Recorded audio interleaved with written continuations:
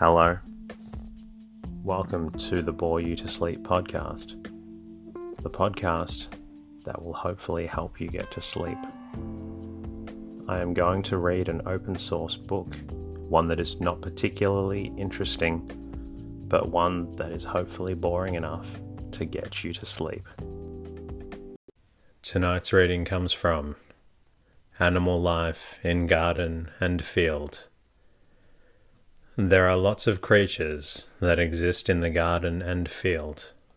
Quite often, we don't even know they're there. This book takes a look behind the scenes of the garden and field. My name is Teddy, and I aim to help people everywhere get a good night's rest. Sleep is so important, and my mission is to help you get the rest that you need. The podcast is designed to play in the background while you slowly fall asleep. Thank you to everybody who shared their words of gratitude with me during the week.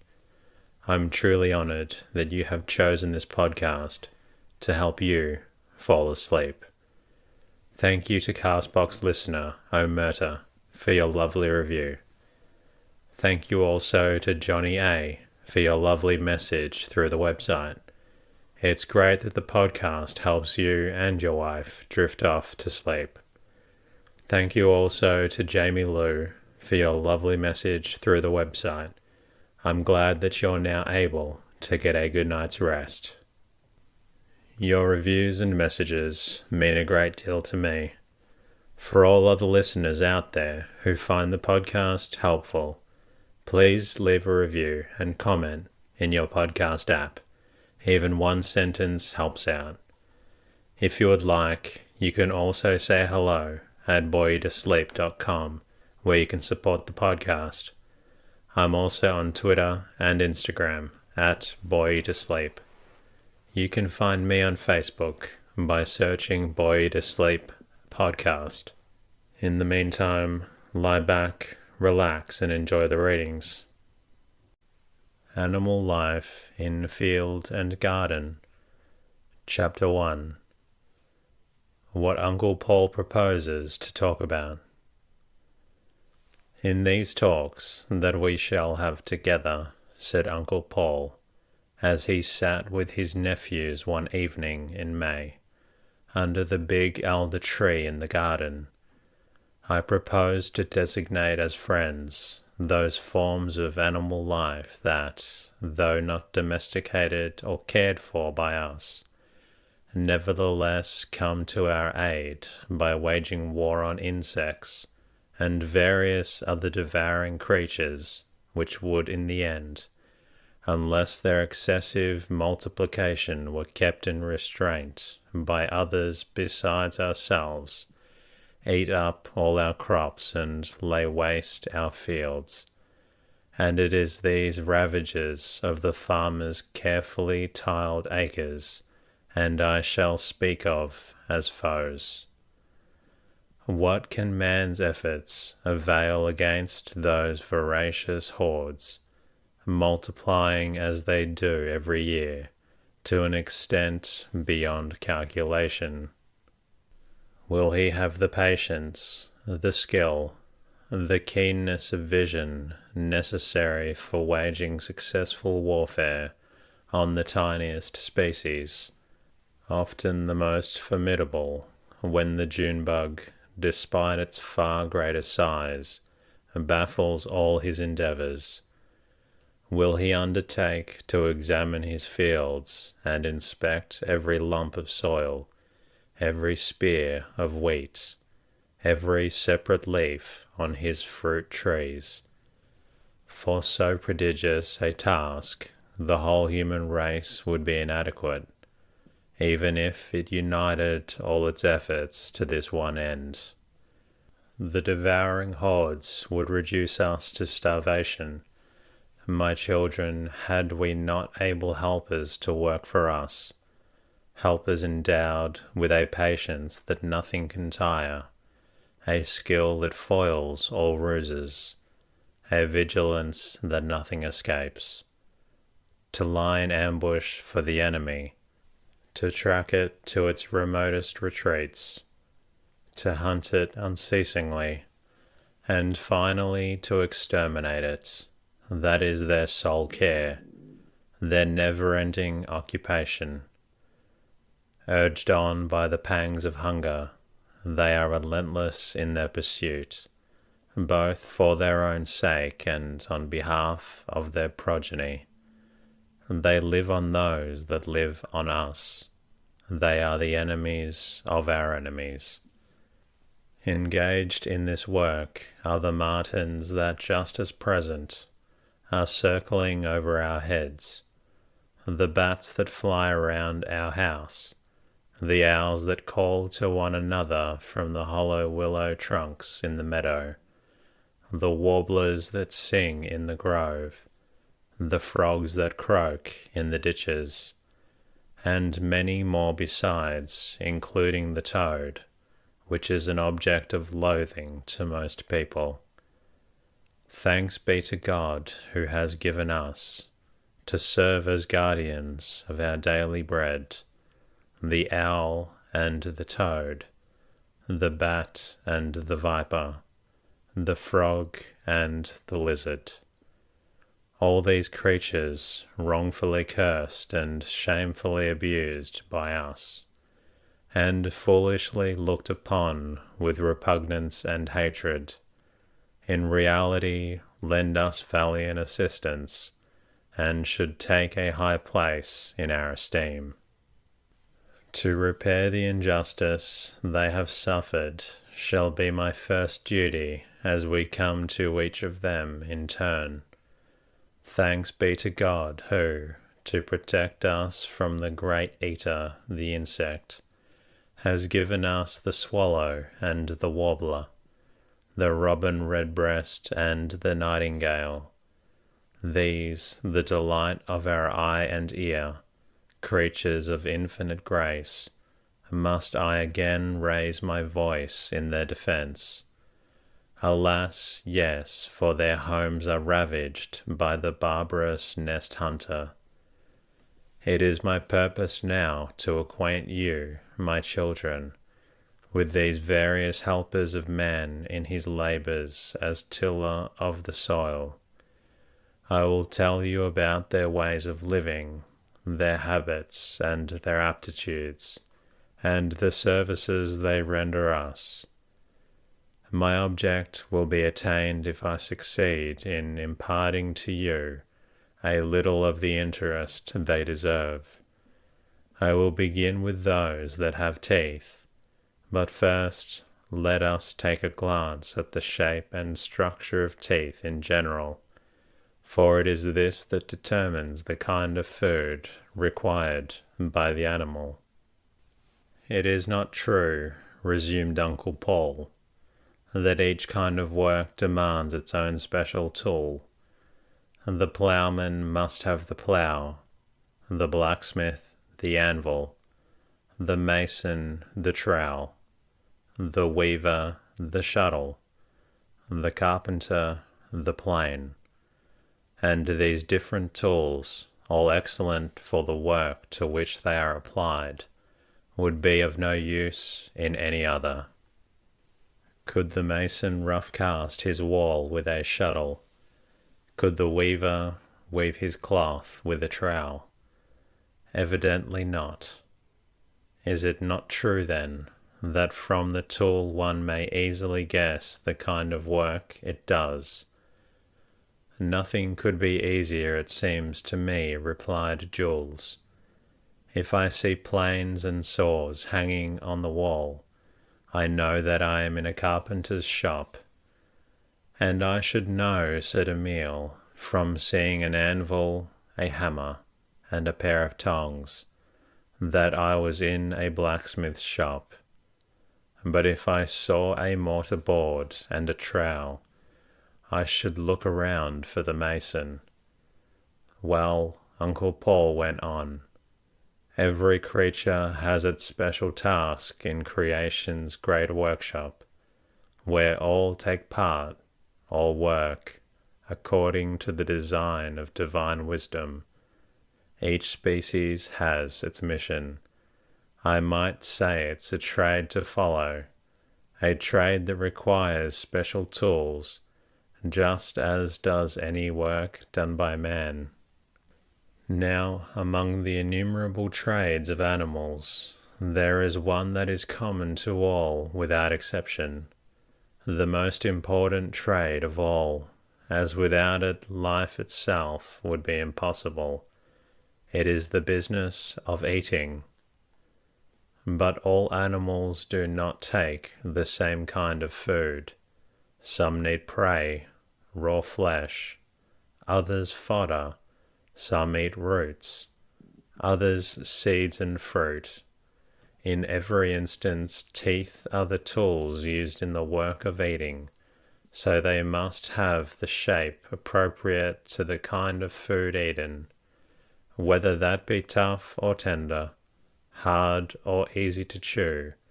Therefore, just as from his tool the artisan's work may be inferred, so from the shape of its teeth one can usually tell the kind of food eaten by an animal. "Which of you can tell me what bats feed upon?" asked Uncle Paul the next day. At this question Emile put on his thinking cap, closing his eyes and rubbing his forehead, but no ideas came, nor were Jules and Louis any prompter with an answer.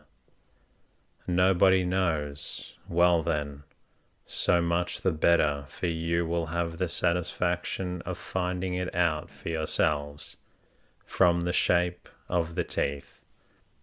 Their wings are a different feature of the bat.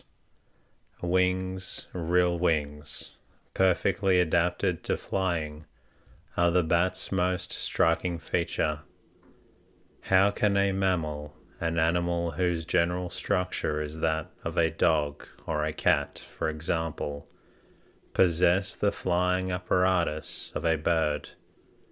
How can two organs so entirely different be combined? In the bat's wing, my children, we find an admirable example of the infinite resources at the command of the Creator, who, without adding to or subtracting from the fundamental plan, has adapted the same organs to the most widely different functions. The 4 feet of mammals, of the dog or the cat we will say, are changed into wings in the bat without the addition or the loss of a single part in this incredible transformation. More than that, the human arms, our arms, children, are there represented piece by piece, bone by bone. You all look at me as if you did not believe it, unable to understand how there can be anything in common between our arms and a bat's wings. From the shoulder to the elbow, the framework of the human arm consists of a bone known as the humerus.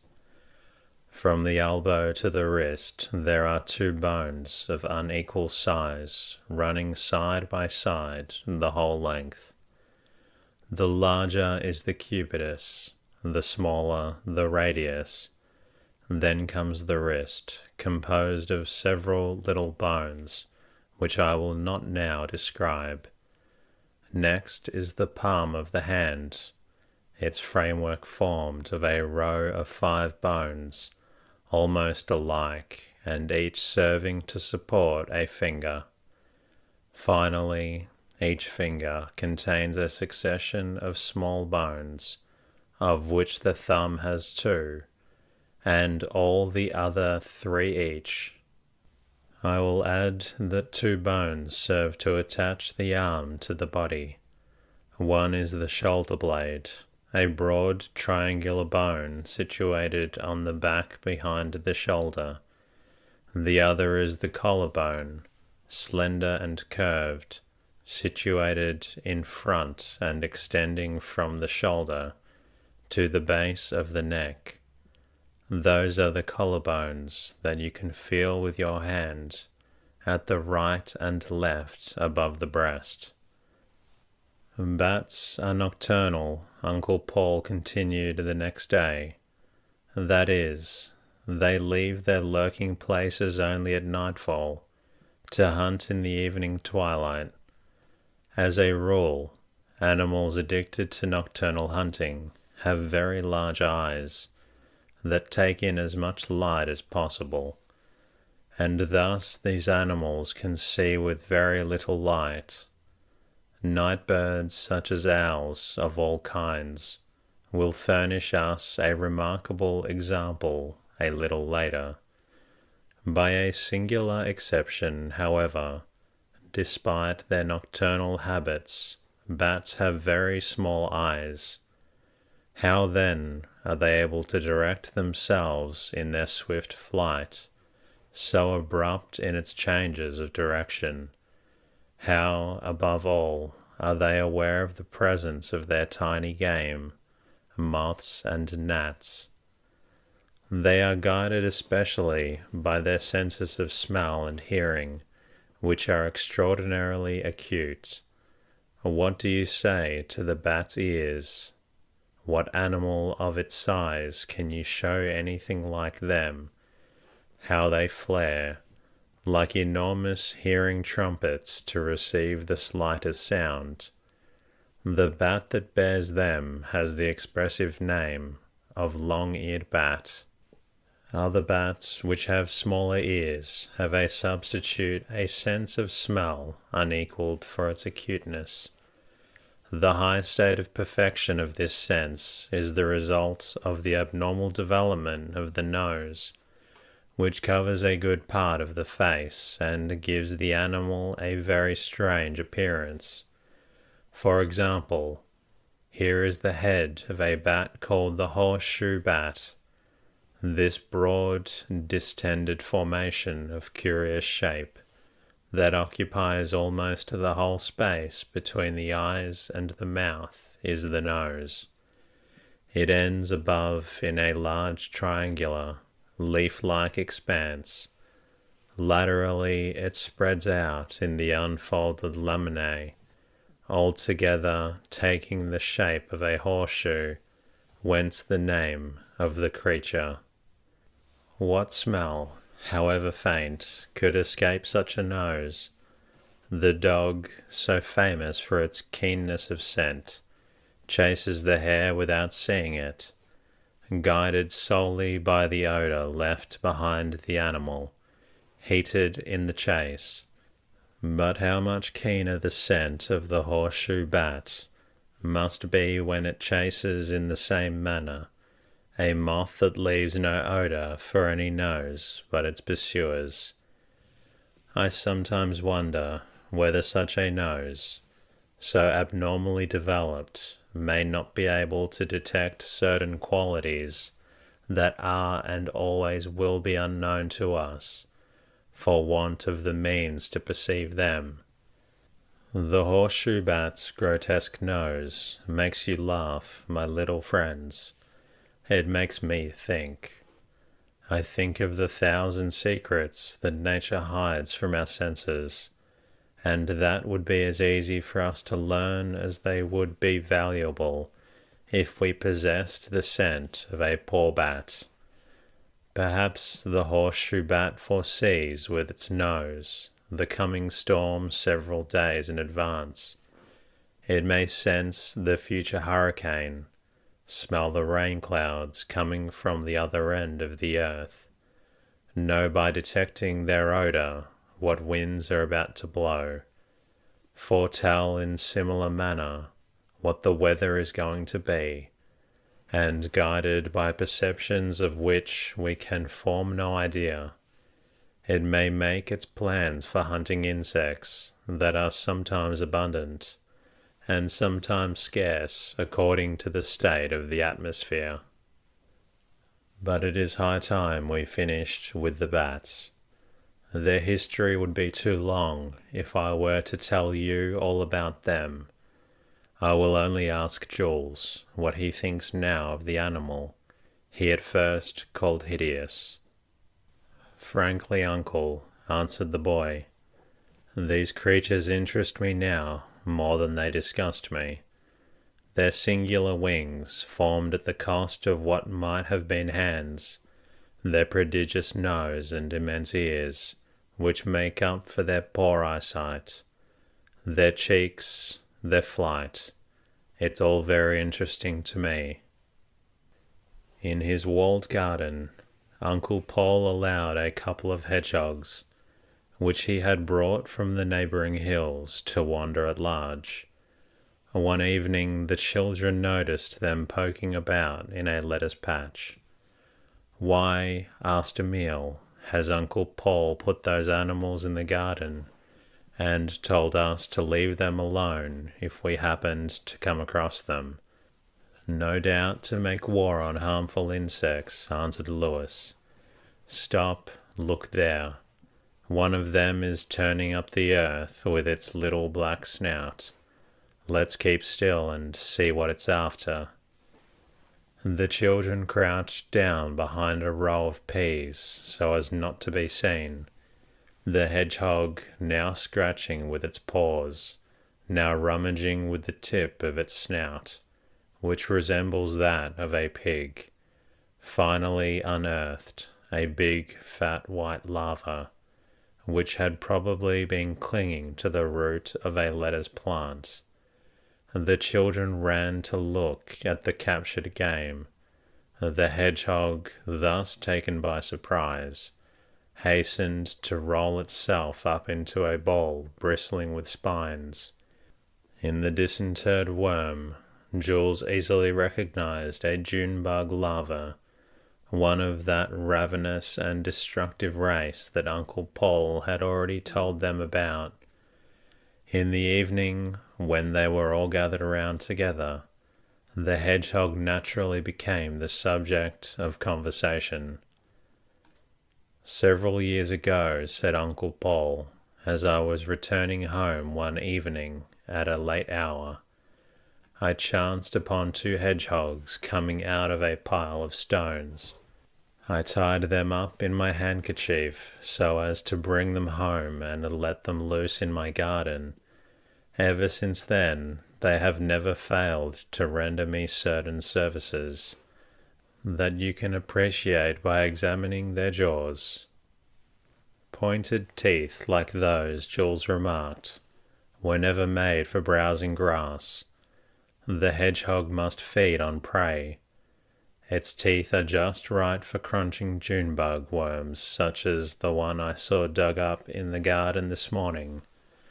"Notice how sharp the points of teeth are," resumed his uncle, "both in the upper and in the lower jaw. Those two rows of teeth fit into each other when the animal bites, and as they plunge like so many fine daggers into the June bug. With this complicated dental mechanism, evidently the hedgehog cannot triturate tough food. It must have a kind of diet that is soft, juicy, and capable of being reduced to marmalade by brief chewing. Several other species, particularly the mole and the shrew mouse of these regions, have, like the hedgehog, teeth tapering to conical points and interplaying into the two jaws. Their food, too, is about the same as a hedgehog's. All three, hedgehog, mole, and shrew mouse, live on small game, insects, larvae, slugs, caterpillars, and worms. They belong to the group of mammals known to naturalists as the order of insectivorous animals, or in other words, the order of insect eaters. On and under the ground they carry on the same kind of hunt that bats do in the air. In their way of living, bats, too, are insectivorous, but their peculiar body structure causes them to be placed apart in the order of chiropters. Thus the mammals furnish us two orders of helpers, the chiropters, which hunt on the wing, and the insect eaters, the insectivorous animals properly so called, which hunt on and under the ground. To the latter belong the hedgehog and the mole, and the shrew mouse. The hedgehog, the largest of the three, requires the largest and most plentiful prey. Tiny vermin are disdained, but a June bug larvae or a good fat mole cricket is an excellent find. When they are not buried too deep, he digs with his paws and snout to unearth them. You have today seen my hedgehogs at work in the lettuce bed. All night they go prowling about the garden, sniffing and rummaging in every nook and corner, and crunching no small number of my foes without doing me much harm. In them I have 2 vigilant watchmen, who make their rounds every night for the greater security of my growing vegetables. However, despite the interest I take in them, I must, to be candid, acknowledge their faults. The hedgehog's natural food consists unquestionably of insects, but when a good opportunity presents itself, the greedy creature is easily tempted by a larger and more highly flavored prey. Sometimes they might go for young rabbits caught in their hole during their mother's absence. The eggs of quail and partridge, too, it esteems as a most delicious feast. That I am quite willing to believe. By day the animal crouches in a corner and sleeps, but at night it is on the move, always hunting for slugs, fat beetles, and other insects. Consequently, it may well be that its noisy hunt for prey, as it goes poking its pointed snout into every hole and cranny, frightens the rats and mouse and drives them away, especially as the nocturnal prowler exhales a disagreeable odor calculated to betray its presence. Having neither the cat's light paw nor the animal's great patience in lying in wait for game, the hedgehog does not indulge in hunting rats. But if by good luck one falls into its clutches, it is accepted with delight, for the hedgehog can make a great feast. Our bats, continued Uncle Paul, live exclusively on insects, and these constitute the hedgehog's chief food, but it also hunts larger game or even fruits. In winter, there are no longer any plump insects to be had, most of them having died after laying their eggs, and the few surviving ones having taken refuge from the cold in hiding places, where they would be very hard to find. The larvae, too, the hope of future generations, are lying torpid far out of sight under the ground in the trunks of old trees, snugly hidden away. The white worm has bored several feet into the ground to escape the frost. There are no more June bugs for the long-eared owl, no more night-flying moths, and no more beetles for the hedgehog. What then is to become of these insect eaters? They would die of hunger, answered Jules.